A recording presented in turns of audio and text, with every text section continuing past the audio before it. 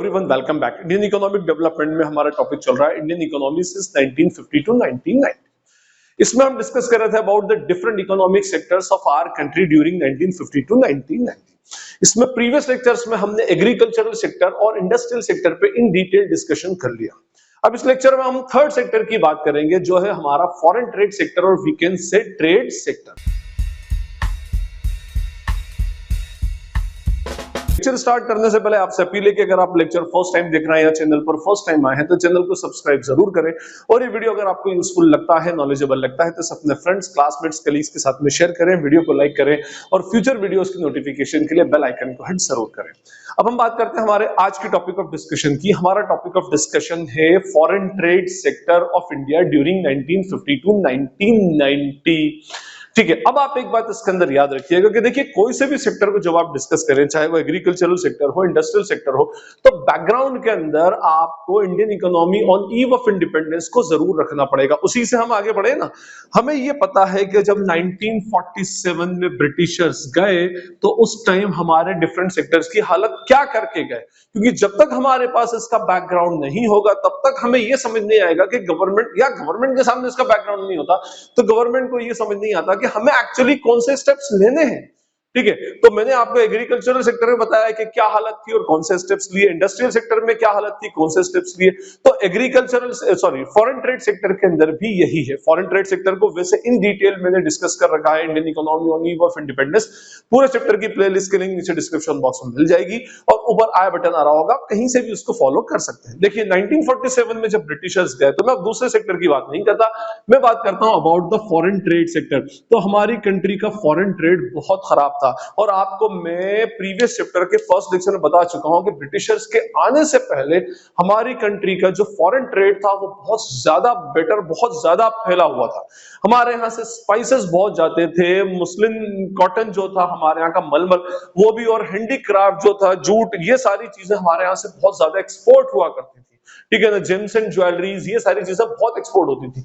लेकिन जब ब्रिटिशर्स आए तो ब्रिटिशर्स ने ड्यूटीज लगा करके फॉरेन ट्रेड को पूरी तरह से खत्म कर दिया, और हमारा फॉरेन ट्रेड बिल्कुल एक तरह से बंद हो गया। अगर हम एक्सपोर्ट किसी को करते थे तो ले देकर वो ब्रिटिशर्स को ही एक्सपोर्ट करते थे, और वो भी यहाँ का उनका रॉ मटेरियल, वो यहाँ से रॉ मटेरियल सस्ते भाव पर ले जाते, वहां पर अपनी इंडस्ट्रीज के अंदर प्रोड्यूस करते, और फिर इंपोर्ट के नाम पर हम क्या करते हैं, हमें ही वो प्रोडक्ट ला करके महंगा बेच देते और सारा का सारा बेनिफिट वो उठा लेते। रॉ मटेरियल हमारा, हमने उनको दिया सस्ते में, वहां से आया और हमने उसी को महंगे के अंदर अल्टीमेटली परचेज कर लिया, चाहे वो कॉटन हो या जूट हो या कोई सी भी दूसरा स्पेसिफिक प्रोडक्ट हो।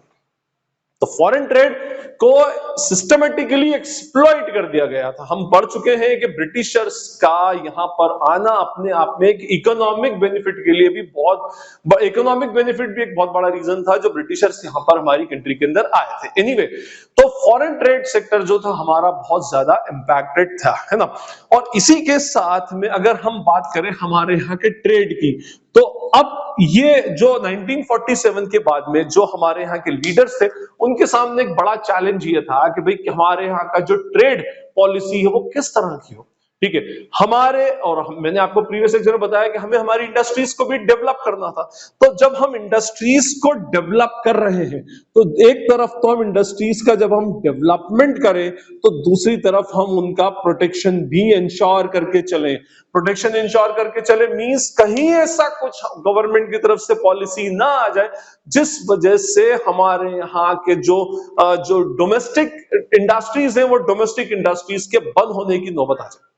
तो ये भी गवर्नमेंट ने इंश्योर किया कि भाई हम इंडस्ट्रीज तो सेटअप करवा रहे हैं, नहीं स्मॉल स्केल इंडस्ट्रीज है, बड़ी इंडस्ट्रीज है, इंडियन कंपनीज है, सबको सेटअप करवा रहे हैं, लेकिन कहीं कोई ऐसी पॉलिसी ना हो जाए जिस वजह से ये जो स्टार्ट की गई इंडस्ट्रीज है ये अपने आप में बंद हो जाए। तो इसके लिए कंसेप्ट लेकर आया। अच्छा, बंद हो जाए तो बंद कैसे होंगी? तो बाय चांस मान लीजिए कि अगर आप समझ लें कि हमारे यहाँ पर हमने 1947 में हमको इंडिपेंडेंस मिली, उसके बाद हम धीरे धीरे अपने पैरों पर खड़ा होना स्टार्ट किया, और मान लें मल्टीनेशनल कंपनीज बहुत सारी ऑलरेडी जो पहले से ही एस्टैब्लिश्ड थी, जिनके पास रिसोर्सेज की कमी नहीं थी, पैसा था, और वो इंडस्ट्री अगर हमारे यहाँ पर आ जाती है तो किस तरह से हमारे यहाँ की कंपनीज जो है वो सर्वाइव करेंगी। वो कंपटीशन में कहीं से कहीं तक नहीं बैठती। उनके पास टेक्नोलॉजी बहुत हाई है, उनके पास रिसोर्सेज बहुत, उनके पास वर्कफोर्स बहुत लंबा चौड़ा है। हमारे पास ना कोई टेक्नोलॉजी थी, अभी तो हम धीरे धीरे खड़े ही हो रहे थे, ना हमारे पास कोई टेक्नोलॉजी थी, ना हमारे पास कैपिटल थी, ना हमारे पास रिसोर्सेज थे, तो एक बड़ी प्रॉब्लम थी। तो इसके लिए प्रोटेक्शन के लिए, ये जो प्रोटेक्शन है इसको बचाने के लिए गवर्नमेंट ने एक स्कीम स्टार्ट की, इंपोर्ट सब्स्टिट्यूशन का कंसेप्ट लेकर आए। अब ये इंपोर्ट सब्स्टिट्यूशन क्या है, देखिए अगर मैं इस पूरे वर्ड को बोलूं तो हमारे पास दो वर्ड्स निकल कर आते हैं। First one is what import and second one is what substitution. अच्छा, इंपोर्ट और एक्सपोर्ट दो वर्ड है। एक्सपोर्ट में क्या होता है, हम हमारी कंट्री से कोई गुड्स जब दूसरी कंट्री में सेल करते हैं या सर्विस सेल करते हैं, that is called as export. ठीक है, तो वो एक्सपोर्ट कहलाता है। अच्छा, जब हमारी कंट्री से गुड, जो हमारी डोमेस्टिक, हमारी कंट्री से जब रेस्ट ऑफ द वर्ल्ड में गुड जाता है तो that is called as export, और रेस्ट ऑफ द वर्ल्ड से जब हमारी कंट्री के अंदर आता है तो that is called as what, import. ठीक है, ये हमारा क्या कहलाता है, इंपोर्ट कहलाता है। इंपोर्ट से हमारी कंट्री में इंपोर्टेड गुड्स तो आती हैं, लेकिन उसके साथ में बहुत सारी प्रॉब्लम्स भी आती हैं। देखिए इसके अंदर अगर आप समझें, चलिए एनीवे इंपोर्ट तो मैं भी इसको पूरा डिस्कस करता हूं। इंपोर्ट ही होगा, सब्स्टिट्यूशन का मीनिंग होता है उस in place of each other, उसके बदले में कुछ। ठीक है, तो इंपोर्ट सब्स्टिट्यूशन का मीनिंग हुआ कि इंपोर्ट के बदले में आप क्या कर सकते हैं, सब्स्टिट्यूट, इंपोर्ट का सब्स्टिट्यूट आप हमारी कंट्री में दीजिए। ठीक है, अब समझिए कि भाई इंपोर्ट्स के साथ सबसे बड़ी प्रॉब्लम क्या थी, जो इंपोर्ट सब्स्टिट्यूशन का कांसेप्ट हम लेकर के आए। देखिए आप पहले समझ लें, जब हम कोई गुड्स को इंपोर्ट करते हैं किसी दूसरी कंट्री से हमारी कंट्री में बुलवाते हैं, ठीक है, तो उसका पहला लॉस ये होता है कि अगर हमें रेस्ट ऑफ द वर्ल्ड में उसका पेमेंट करना है तो हमें उस स्पेसिफिक कंट्री की करेंसी चाहिए। ठीक है, मान लीजिए हमने जापान से, क्योंकि जापान से बहुत ट्रेड होता था उस टाइम, तो जापान से या यूएस से या कहीं से भी अगर आप कोई एक स्पेसिफिक प्रोडक्ट बुला रहे हैं, यूएस से बुलवा रहे हैं, तो आपको यूएस डॉलर के अंदर पेमेंट करना पड़ेगा। ठीक है, जापान से बुला रहे हैं तो जापानीज येन के अंदर पेमेंट करना पड़ेगा, तो जेपीवाई के अंदर पेमेंट करना पड़ेगा। तो जब हमें इन करेंसीज में पेमेंट करना है तो नेचुरली हमारे यहाँ का जो इंपोर्टर है उसको इस करेंसी की रिक्वायरमेंट होगी, और जब उसको इस करेंसी की रिक्वायरमेंट होगी तो वो परचेस करेगा, और वो परचेस कहां से करेगा, हमारी कंट्री के सेंट्रल बैंक से। और हमारी कंट्री के सेंट्रल बैंक के पास एक फॉरेन एक्सचेंज रिजर्व होता है। फॉरेन एक्सचेंज रिजर्व मींस इस रिजर्व में दुनिया की अलग अलग कंट्रीज की करेंसीज होती हैं। ठीक है, अब जब वो फॉरेन एक्सचेंज रिजर्व में से ये करेंसी को लेंगे तो उनके पास, हमारे पास से फॉरेन करेंसीज कम होती जाएंगी, और दूसरी बात, फॉरेन करेंसी की डिमांड बढ़ने से उसकी वैल्यू बढ़ती है, और हमारी करेंसी जो होती है वो डिप्रिशिएट होती है, उसकी वैल्यू कम होती जाती है। तो प्रॉब्लम एक ये थी कि हमारे फॉरेन एक्सचेंज रिजर्व के ऊपर बहुत ज्यादा बर्डन आता है ड्यू टू इंपोर्ट। हमारे कोई भी हम एक भी चीज इंपोर्ट करेंगे तो समझ लीजिए कि उसका बर्डन हमारे फॉरेन एक्सचेंज रिजर्व पर आएगा, भले आपका वो एक आईफोन ही क्यों ना हो। आपने बोला कि भाई मैं 30-40 हजार रुपए का मुझे कुछ बेनिफिट मिलेगा कहीं बाहर से आईफोन लाने के ऊपर, तो 30-40,000 रुपीज के आपके तो सेव हो गए, लेकिन उनको पेमेंट करने के लिए हमारी कंट्री के सेंट्रल बैंक के फॉरेन एक्सचेंज रिजर्व के ऊपर इंपैक्ट तो आएगा ही आएगा, बर्डन आएगा।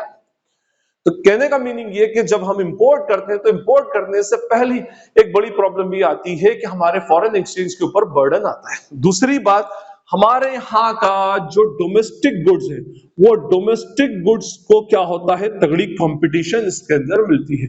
और नेचुरली मैंने अभी थोड़ी देर आपको पहले बताया कि हम तो अभी पैरों पर खड़े हो ही रहे थे, हमारे पास इतनी कोई एडवांस्ड टेक्नोलॉजी नहीं थी, हमारे रिसोर्सेस इतने ज्यादा सफिशिएंट नहीं थे, तो हम उनके साथ में कॉम्पीट नहीं कर पाते, और कॉम्पीट ना कर पाने की वजह से हमारी कंपनीज बंद हो जाती। ठीक है, तो गवर्नमेंट को इसका ख्याल था। अच्छा, 1990 में जब एलपीजी आया तो उसका एक ड्रॉबैक ये भी था कि जब मल्टीनेशनल कंपनीज हमारी कंट्री में आई तो बहुत सारी हमारे यहाँ की डोमेस्टिक इंडस्ट्रीज बंद हो गई। एनीवे, अभी हम उस पर डिस्कशन नहीं कर रहे। तो गवर्नमेंट को ये बात का ख्याल था कि अगर मल्टीनेशनल कंपनीज हमारी कंट्री में आ गई तो हमारी जो डोमेस्टिक कंपनीज है वो उनसे कॉम्पीट नहीं कर पाएंगी, क्योंकि उनके प्रोडक्ट कंपैरेटिवली सस्ते, अगर सस्ते ना भी बोलूं तो ज्यादा एडवांस, ज्यादा क्वालिटी वाइज अच्छे, ज्यादा टेक्नोलॉजिकली ज्यादा स्ट्रांग है।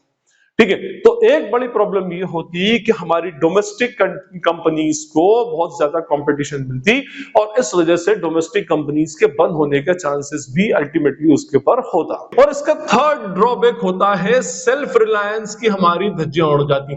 एक्चुअली क्या होता है कि हमारी डिपेंडेंसी दूसरी कंट्रीज के ऊपर हो जाती है और जब हम दूसरी कंट्रीज के ऊपर डिपेंडेंट होते हैं, और अभी देखिए मैं आपको क्या बताया, 1947 में ब्रिटिशर्स गए थे और फिर हम इंपोर्ट शुरू करके दूसरी कंट्रीज के ऊपर डिपेंडेंट हो जाए तो ये फिर अपने आप में एक बड़ा ड्रॉबैक था।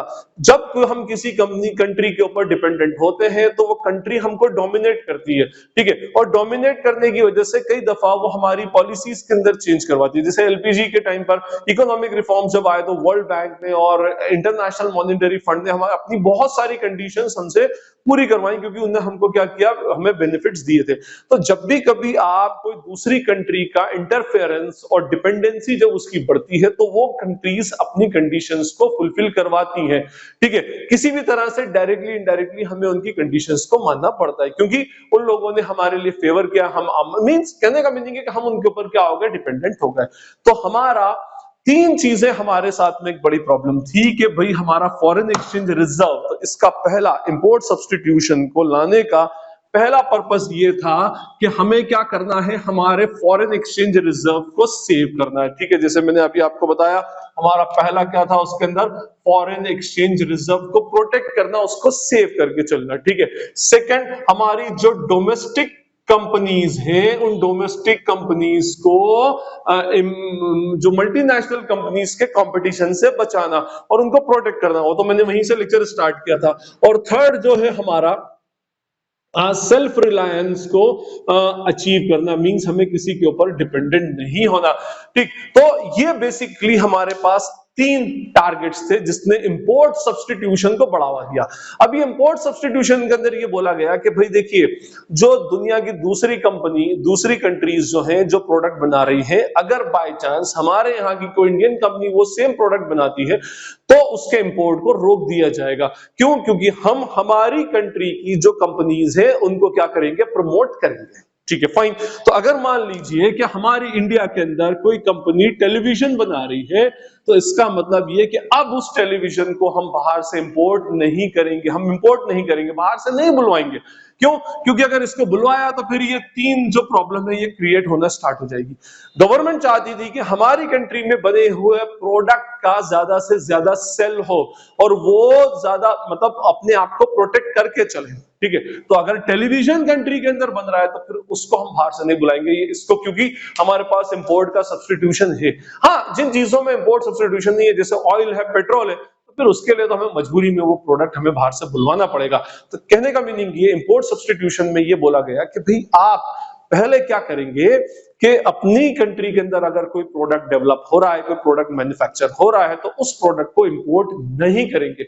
अब इंपोर्ट को डायरेक्टली तो बैन किया नहीं जा सकता, ठीक है। तो इंपोर्ट को बैन करने के लिए गवर्नमेंट दो कंसेप्ट लेकर चलती है। फर्स्ट कंसेप्ट होता है टैरिफ, ठीक है, and second concept is what, quotas, ठीक है। पहला कंसेप्ट क्या होता है, टैरिफ का होता है। सेकंड कंसेप्ट कोटा का होता है। टैरिफ का मीनिंग होता है imposing high duty, high duty या मैं कह सकता हूं हाई टैक्सेस, बहुत ज्यादा बड़े टैक्सेस और हाई टैक्सेस लगा दो उसके ऊपर। जो चीज हम इंपोर्ट कर रहे हैं उस पर इतने टैक्सेस लगा दो कि जब तक वो इंडिया में आए तो इतनी महंगी हो जाए तो फिर लोगों के लिए, जो हमारे यहाँ के लोगों उनको परचेस करना ही अफोर्ड नहीं कर पाए, और हमारी कंट्री का जो प्रोडक्ट है वो कंपैरेटिवली उससे सस्ता है, तो नेचुरली जो बंदा सस्ता होगा तो सस्ते के लिए परचेस करेगा। तो एक हाई टैरिफ होता है। जैसे हम बोलते हैं ना कि भाई कोई चीज हम हमारे यहाँ पर एक होती है कस्टम्स ड्यूटी। कस्टम्स ड्यूटी में दो होती है, import duty and export duty. Import duty कब लगती है, जब कोई प्रोडक्ट हम बाहर से परचेस करते हैं। तो यूजुअली हमारी कंट्री में इंपोर्ट ड्यूटी को बहुत हाई रखा गया, इतना हाई रखा गया कि कभी कभी तो वो इंपोर्ट ड्यूटी जो थी वो उस प्रोडक्ट की कॉस्ट से भी ज्यादा हो जाती थी। प्रोडक्ट अगर 1,000 रुपए का है तो 2 से 2,500 रुपए उसके ऊपर तो इंपोर्ट ड्यूटी ही लग जाती थी। मींस वो प्रोडक्ट जो 100 रुपए का था इंडिया में आते आते 300 350 रुपए का प्रोडक्ट हो जाता। अब मान लीजिए कि हमने 100 रुपए का प्रोडक्ट परचेस किया, 250 रुपए की उसके ऊपर सब्सिडी लगी, 350 में बिक रहा है और इंडियन प्रोडक्ट जो है वो 150 रुपए में अवेलेबल है, तो बंदा क्या करेगा, इंडियन प्रोडक्ट को ही परचेस करेगा। तो टैरिफ का मीनिंग होता है। और देखिए गवर्नमेंट के जो टैक्सेस है, ये सिर्फ उसका सोर्स ऑफ रेवेन्यू ही नहीं होता, गवर्नमेंट कभी कभी किसी प्रोडक्ट के कंजम्पशन को इंक्रीज करने के लिए, डिक्रीज करने के लिए, प्रोडक्शन को कंट्रोल करने के लिए, उसको रेगुलेट करने के लिए भी टैक्स को एज अ टूल वो क्या करती है, यूज करती है। तो यहां भी टैरिफ जो था वो हाई टैरिफ लगाया गया। एलपीजी आने से पहले, इकोनॉमिक रिफॉर्म से पहले हमारे यहाँ पर इंपोर्ट पर बहुत हाई टैरिफ था, और इंपोर्ट पर हाई टैरिफ का जो पर्पस था वो था ही क्या, हमारा इंपोर्ट सब्स्टिट्यूशन था। मींस किसी तरह से हमें इंपोर्ट को रोकना है। हम ऑलरेडी 200-250 साल की जो प्रॉब्लम थी उसको फिर से आगे नहीं बढ़ाना चाहते थे, हम सेल्फ रिलायंस, हम हमारी कंट्रीज को डेवलप करना चाहते थे। सोच अच्छी थी। हाँ, ये बात अलग है कि उसका कहीं ना कहीं कुछ मिस अप्रोप्रिएशंस और कुछ गलत बेनिफिट्स उसको उठा लिए गए। एनीवे, सेकंड होता है कोटास। कोटास का मीनिंग होता है to fix the maximum limit. Maximum limit का मीनिंग होता है इससे ज्यादा आप इंपोर्ट नहीं कर सकते। एक मैक्सिमम लिमिट दे दी कि भाई बाय चांस मान लीजिए टेलीविजन बुलवाना है तो आप साल में 5,000 से या 10,000 से ज्यादा टेलीविजन को इंपोर्ट नहीं कर सकते, या मंथली कोटा उसका फिक्स कर दिया गया, एक मैक्सिमम लिमिट फिक्स कर दी।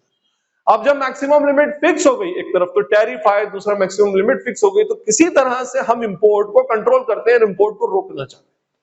ये कहलाया, ये इन दो टूल्स से और ये जो दो वेपन है इनसे हमारे यहाँ का इंपोर्ट सब्स्टिट्यूशन को अल्टीमेटली बढ़ाया। लेकिन जहां इंपोर्ट सब्स्टिट्यूशन के कुछ पॉजिटिव एस्पेक्ट थे, गवर्नमेंट की नीयत साफ थी कि हमारे यहाँ की कंट्रीज, हमारे यहाँ की जो कंपनीज है वो कंपनी ज्यादा से ज्यादा डेवलप हो। लेकिन फिर उसके साथ में कुछ चीजें और भी प्रॉब्लमेटिक हो जाती है कि जैसे हमारे यहाँ की जो डोमेस्टिक कंपनीज थी उनके पास रिसोर्सेस नहीं थे, उनके पास टेक्नोलॉजी नहीं थी, तो ओल्ड टेक्नोलॉजी की चीजें ज्यादा महंगी, वो और फिर क्या था, वो मोनोपोली क्रिएट कर सकते। उनको मालूम था गवर्नमेंट ने हमको प्रोटेक्ट करके रखा है और हम अकेले ये प्रोडक्ट बनाने वाले हैं, तो वो प्रोडक्ट को मार्केट में ज्यादा महंगा बेचते थे और कंज्यूमर के पास चॉइसेस कम से कम हो जाती थी, कम से कम चॉइस हो जाती थी। मींस उसके पास ले दे करके बस वही इंडियन ब्रांड बेसिकली मिलने का। जैसे आज की हम बात करें तो आज हमारे पास हर फील्ड के अंदर, हर सेक्टर के अंदर इंडियन ब्रांड भी हो और इंटरनेशनल ब्रांड्स भी है। अब आपको जो ज्यादा कन्वीनियंट लगता है, जो आपकी पॉकेट ज्यादा आपका पॉकेट फ्रेंडली है, जो आपकी अच्छी टेक्नोलॉजी देता है, अच्छी सर्विसेज देता है, तो आप उसके साथ जाएंगे।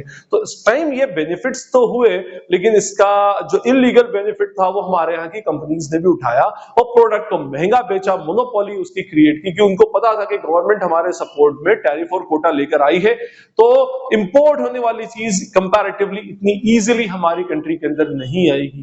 ठीक है, तो फाइन, तो ये हमारा इंपोर्ट सब्स्टिट्यूशन का कांसेप्ट था जो गवर्नमेंट ने 1950 से 1990 के बीच में अडॉप्ट किया। अच्छा, इसके अंदर एक्चुअली इसके अंदर एक कंसेप्ट होता है inward looking strategy. Inward looking strategy का मीनिंग यही होता है कि गवर्नमेंट जो था अपने घर को एक्चुअली प्रोटेक्ट करती थी फॉरेन जो भी कंपटीशन है उससे। तो ये पूरा का पूरा जो इंपोर्ट सब्स्टिट्यूशन था, ये पूरा इनवर्ड लुकिंग स्ट्रैटेजी के अंदर ही अल्टीमेटली आता था। तो आई होप आपको अब फॉरेन ट्रेड सेक्टर की क्या हालत थी और गवर्नमेंट ने कौन से स्टेप्स लिए थे हमारी कंट्रीज की इंडस्ट्रीज को प्रोटेक्ट करने के लिए, ये अल्टीमेटली क्लियर होगा। स्टिल अगर कोई क्वेरी या डाउट लगता है तो आप मुझसे कमेंट सेक्शन में जब चाहे पूछ सकते हैं, जितनी जल्दी होगा पढ़कर आपको रिप्लाई करने का ट्राई करूंगा। और एक बार फिर से अपील है कि अगर ये वीडियो आपको यूजफुल लगता है तो चैनल को सब्सक्राइब करो और वीडियो को लाइक जरूर करें और अपने फ्रेंड्स और क्लासमेट्स के साथ में शेयर करें। Najeeb Hashmi signing off from Najeeb Hashmi academy. Thank you.